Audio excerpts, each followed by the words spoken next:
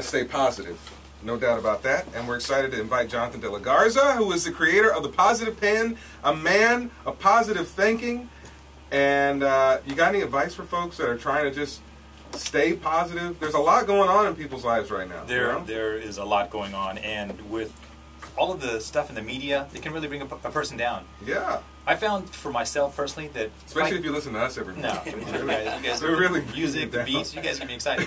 No, the thing that I found that works really well for myself personally, and that's all we can really do is speak about ourselves personally, is to keep things simple.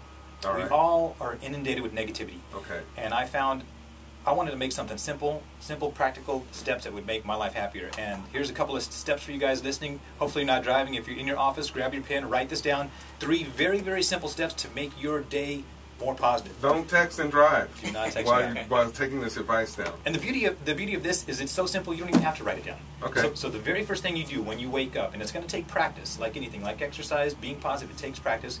The second that you wake up tomorrow morning, smile big and goofy. Oh, okay. Because the person that's next to you, if you're lucky enough to have somebody next to you, is not going to know. They're not going to see you. Smile as big as goofy as you can. And what that's going to do is that's going to make you laugh. And laughing releases chemicals in your brain that make you happier. So you're going to wake up with this goofy smile.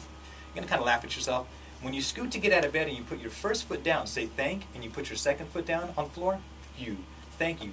When you thank a higher power just for being alive, it's going to make you happier. The third very, very simple principle is when you go to the bathroom to brush your teeth, look in the mirror, look deep into your eyes, and say, I love you. Say it 5 times. And say it with meaning, because... See, some people say I already love myself too much in the mirror. Yeah. They're talking about me personally. Those are 3 simple steps. I don't spend that much time, Aunt Lisa, in the mirror. I really don't. Well, some people don't need it. I mean, you're a positive guy, Tommy, so some people don't need that extra boost, but for a lot of us out there, we do. We need love. And you got to love yourself. Yeah. Positivity, guys. Okay. I tell you, it's a good thing. We need it. We need more. I love it. I bet there's nobody listening right now that says, you know, we need more negativity out there. No, we need more positivity. Shows like this, they showcase it, and I appreciate you guys having me here. Well, you know, I must say, Jonathan, I am a very positive person, but in this business, the entertainment business, I have found so much drama, gossip, negativity. It has been a little bit disconcerting to try to figure out where is human nature. I was raised to believe that people had the answers, that people power would make a difference, that people ultimately would side on the side of good versus bad. So you see a lot of the things that are going on. How do you keep focused on this idealism that I was raised with in the midst of, let's just say a person like me, in the midst of the machine that is a negative entertainment machine? It's a very, look, think about this. We lost the king of pop to the drama that was entertainment world, and the queen of pop, Whitney Houston. They both suffered from fame. Fame killed them. It's a very, but I'm not just talking about that. I'm talking about in many aspects of the world, whether you're talking about victims of genocide somewhere. How do people keep this in perspective and spread the positive thinking? This is something that I really believe deeply. It's accountability and choice. I think society, we have let higher powers control how we think.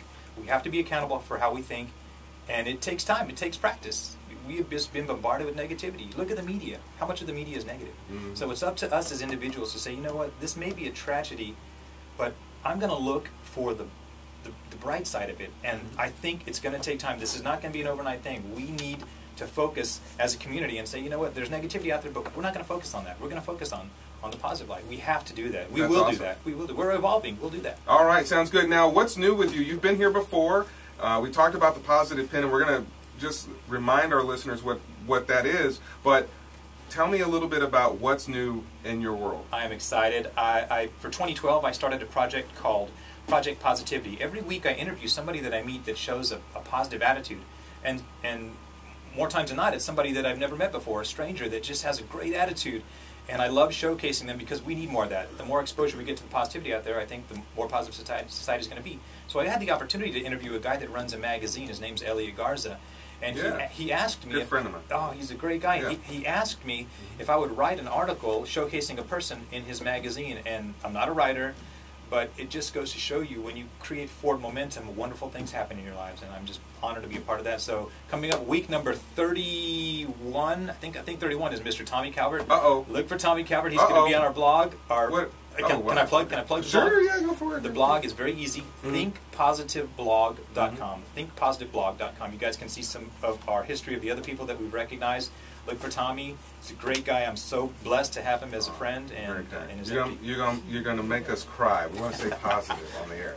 Well, that is awesome. I think that it is important to chronicle people who can be examples to all of us. And everybody has a little kernel of wisdom that they can provide because they have their unique perspective, and so hopefully everybody can draw some lesson that would improve their life. I love the fact, just thinking about waking up every day and smiling. Dude, I'm telling you, wake up, smile goofy, be thankful. Yes.